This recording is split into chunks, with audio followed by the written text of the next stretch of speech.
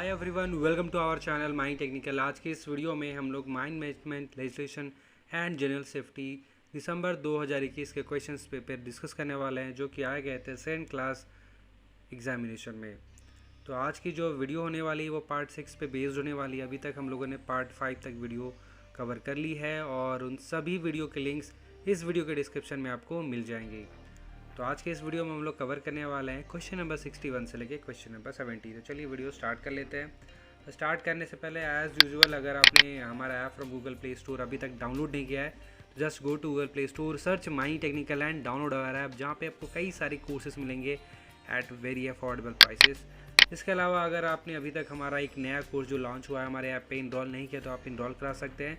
अगर आप ओवरमैन सरदार की तैयारी करना चाहते हैं तो हम लोगों ने अपने ऐप माइंड टेक्निकल पर लॉन्च कर दिया है ओवरमैन सरदार बैच 2 कोर्स, जो एक रिकॉर्डेड वीडियो का कोर्स है जिसमें आपको study materials, mock test and video lectures मिलेंगे एंड इंस्टॉलमेंट सुविधा भी उपलब्ध है। अगर आप इस मंथ में इनरोल कराते हैं तो आपको सिर्फ 500 रुपीज़ पर मंथ देना होगा, नहीं तो आप ओवरऑल 2800 रुपीज़ में भी आप पूरा कोर्स अवेल कर सकते हैं एट वन टाइम। इसके अलावा अगर आपने हमें हमारे सोशल मीडिया प्लेटफॉर्म पे अभी तक हमें फॉलो नहीं किया तो just follow us on Facebook, Instagram, Twitter and please subscribe our YouTube channel. तो चलिए वीडियो स्टार्ट करते हैं। सबसे पहला सवाल है question number 61। The minimum distance between the auxiliary fan and the corner of the gallery और अ ड्रिफ्ट और अ रोडवे शुड बी। इस सवाल में ये पूछा गया है कि जो ऑक्सिलरी फ़ैन होगा और जो भी गैलरी या जो भी ड्रिफ्ट या जो भी रास्ता में हमको वेंटिलेशन करना है उसके कॉर्नर से ऑक्सिलरी फ़ैन की जो डिस्टेंस होगी मिनिमम वो कितनी होगी। Option number A 5 mm, B 5 centimetre, C 5 metre, option number D 10 metre या फिर ऑप्शन नंबर ई 20 मीटर। इस सवाल का जो सही उत्तर है वो है ऑप्शन नंबर सी 5 मीटर। हालांकि आंसर एग्जैक्टली 4.5 मीटर है बट यहाँ पे अप्रॉक्स वैल्यू लेते हुए आंसर शुड बी 5 मीटर। चलिए बढ़ते हैं अगले सवाल की तरफ जो कि है question number 62। Which is the correct statement. इनमें से कौन सा कथन जो है वो सत्य है। Option number A high volatile coal have longer incubation period, option number B high volatile coal have shorter incubation period, option number C low volatile coal have shorter incubation period, option number D no effect on volatility of coal on incubation period and option number E is none of the option.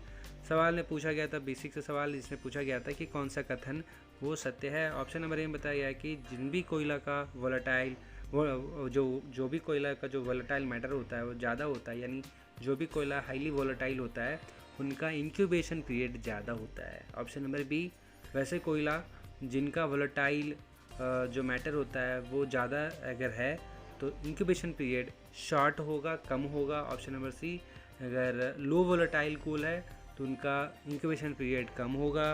और option number D में बोला गया है कि volatility of कोल से इसको कोई लेना देना नहीं है, इंक्यूबेशन पीरियड का इसका कोई प्रभाव नहीं होता है। और ऑप्शन नंबर ई है नन ऑफ द ऑप्शन। इस सवाल का जो सही उत्तर है वो है option number B high volatile coal have shorter incubation period, यानी जितना ज़्यादा वोलेटिलिटी कोल में होगा, यानी वोलेटाइल मैटर जितना होगा, जितना ज़्यादा वोलेटाइल कोल होगा उतना कम इंक्यूबेशन पीरियड होगा। अगला सवाल है कि how many years of practical experience is required for obtaining a second class manager certificate if the candidate has a degree in mining engineering. सवाल में पूछा गया है कि अगर किसी कैंडिडेट के पास डिग्री इन माइनिंग इंजीनियरिंग है तो सेकेंड क्लास मैनेजर सर्टिफिकेट प्राप्त करने के लिए कम से कम कितने सालों का प्रैक्टिकल अनुभव होना चाहिए। ऑप्शन नंबर ए 2 साल, बी 4 साल, ऑप्शन नंबर सी 5 साल, ऑप्शन नंबर डी 6 साल या फिर ऑप्शन नंबर ई 1 साल। इस सवाल का सही उत्तर है ऑप्शन नंबर ई 1 साल। अगर आपके पास डिग्री इन माइनिंग इंजीनियरिंग है तो आप 1 साल का पोस्ट डिग्री प्रैक्टिकल ट्रेनिंग प्राप्त करके आप सेकेंड क्लास सर्टिफिकेट बिना कोई एग्जामिनेशन के प्राप्त कर सकते हैं। चलिए आगे बढ़ते हैं अगले सवाल की तरफ जो कि है क्वेश्चन नंबर 64। अ माइन और part thereof is treated as naturally wet if the wet dust sample contains dash percentage of moisture by wait.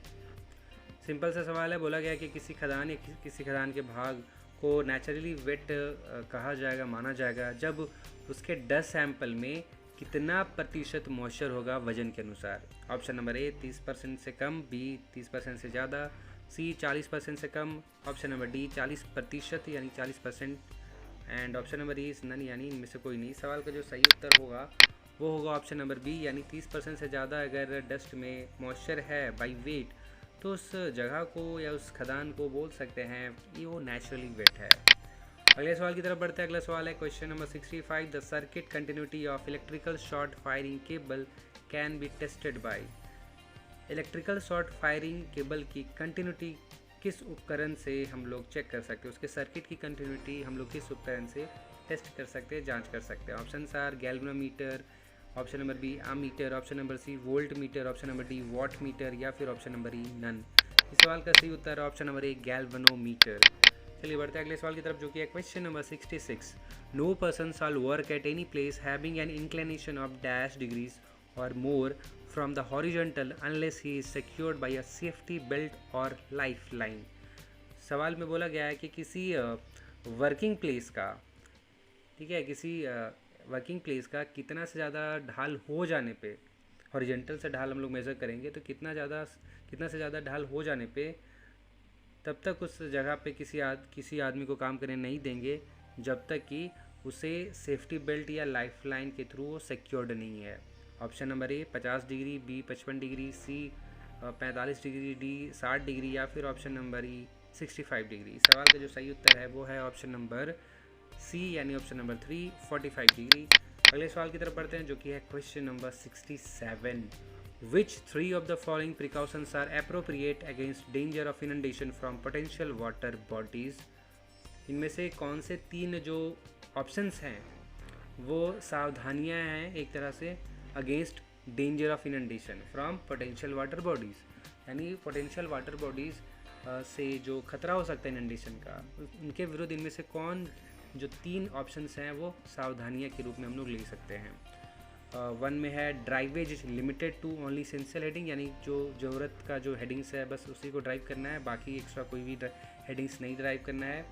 Option number इसी में जो सवाल का जो नंबर दिया हुआ है 2 नंबर में बताया गया है कि drivages should be so arranged that an adequate cover against the water body is left, यानी ड्राइवेज इस प्रकार से करेंगे ताकि उचित कवर रखा जा सके वाटर बॉडी के कवर करने के लिए अगेंस्ट वाटर बॉडी। और 3 है extraction should ordinarily by caving method, यानी जो डिप्लैरिंग होगा वो केविंग विधि से होगा।